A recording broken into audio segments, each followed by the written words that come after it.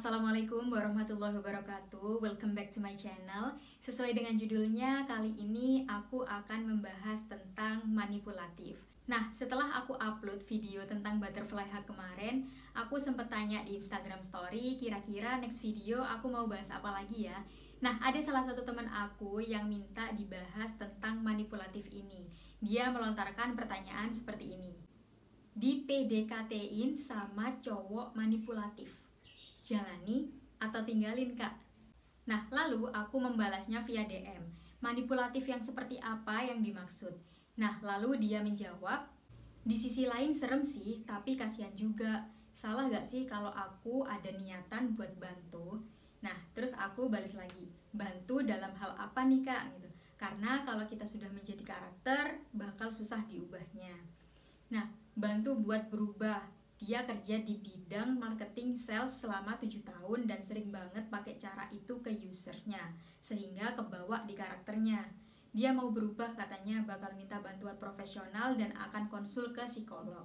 Ini aku bingung kalau menjalani hubungan dengan dia bakal toksik kah? Terus aku harus gimana? Oke, ini menjadi salah satu topik yang menarik. Tapi sebelum itu, aku mau jelasin terlebih dahulu apa sih definisi dari manipulatif itu sendiri. Ya, manipulatif berasal dari kata manipulasi, yang artinya upaya kelompok atau individu untuk mempengaruhi perilaku, sifat, dan juga pendapat orang lain tanpa disadari oleh korbannya. Nah, ketika ini terjadi di dalam suatu hubungan, ini akan bisa merusak semuanya. Nah, maka dari itu perlu kita ketahui apa sih tanda-tanda dari sifat manipulatif yang terdapat dalam diri seseorang.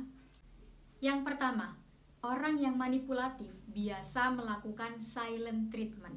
Ini adalah sikap mengabaikan seseorang dengan cara menghindar dan tidak merespon sama sekali pesan dari kamu. Bahkan cenderung menghilang tanpa jejak dengan tujuan untuk memberikan efek jera kepada dirimu.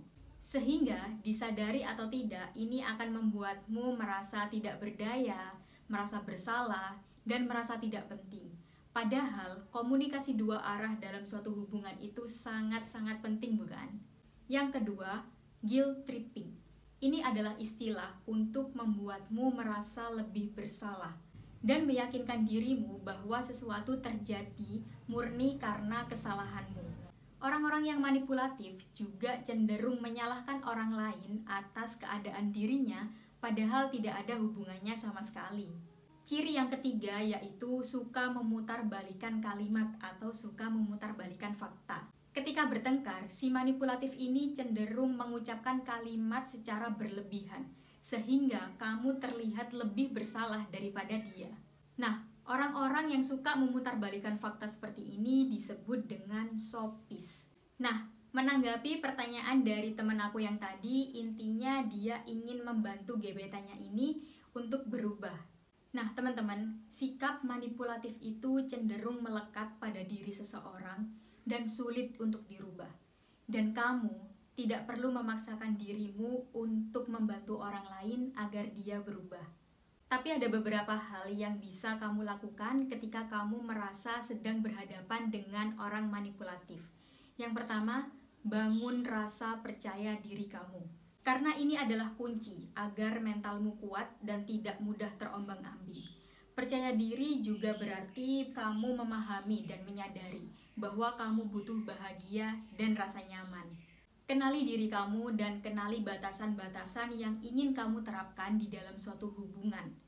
Dan anggap pasanganmu sebagai kawan, bukan sebagai penguasa atas diri kamu. Lalu yang bisa kamu terapkan adalah kamu harus berani bertindak tegas. Ketika kamu dipaksa untuk melakukan suatu hal yang salah, kamu harus berani untuk bertindak tegas. Kamu harus berani mengatakan, kalau tidak, ya tidak. Ini berarti bahwa kamu berani untuk menyuarakan isi hati kamu, tentunya dengan cara yang baik pastinya. Suarakan dengan jelas dan tanya perspektifnya. Karena ini merupakan bentuk dari pertahanan diri agar kamu tidak diremehkan. Selanjutnya, ini yang mungkin paling berat nih teman-teman. Jangan pernah takut untuk meninggalkan pasangan yang manipulatif. Jika kamu sudah berupaya sekuat tenaga, namun pasangan kamu terus membuatmu merasa takut dan tidak berdaya, tidak ada salahnya untuk melepaskan dan jangan pernah merasa bersalah. Kamu berhak memiliki mental yang sehat dan cintai diri kamu terlebih dahulu sebelum kamu mencintai orang lain. Nah, yang perlu kamu ingat adalah sikap dari pasanganmu bukan tanggung jawabmu. Jika dia tidak berubah atau tidak mau berubah, itu bukan kesalahanmu. Karena jika suatu hal sudah dilakukan secara berulang-ulang, itu akan menjadi kebiasaan dan autopilot di dalam dirinya.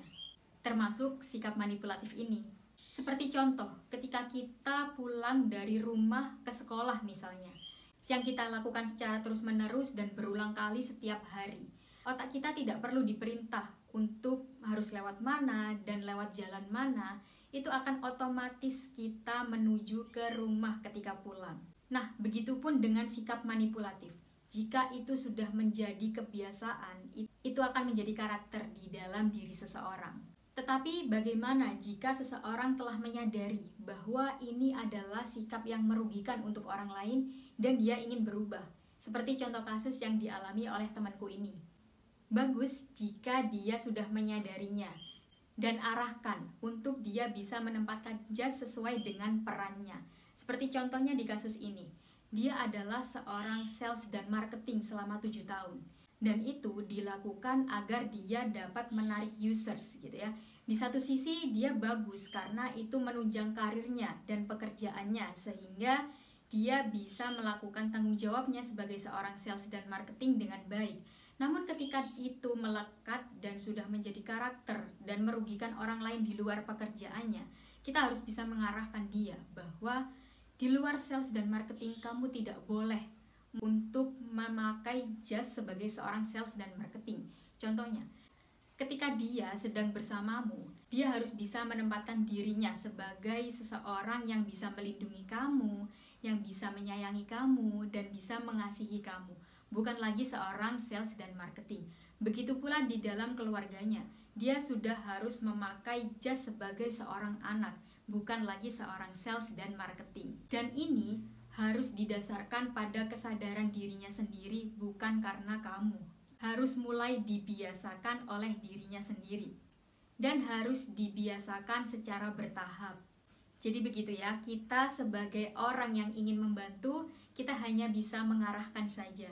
Sepenuhnya perubahan itu ada pada diri seseorang itu sendiri, bukan karena orang lain, karena suatu hal yang dilakukan secara berulang-ulang akan menjadi kebiasaan dan menjadi karakter di dalam diri seseorang.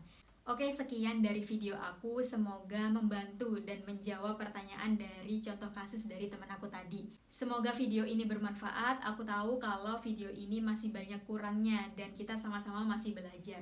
Jika ada kesalahan dalam pengucapan, mohon dimaafkan dan dikoreksi di kolom komentar.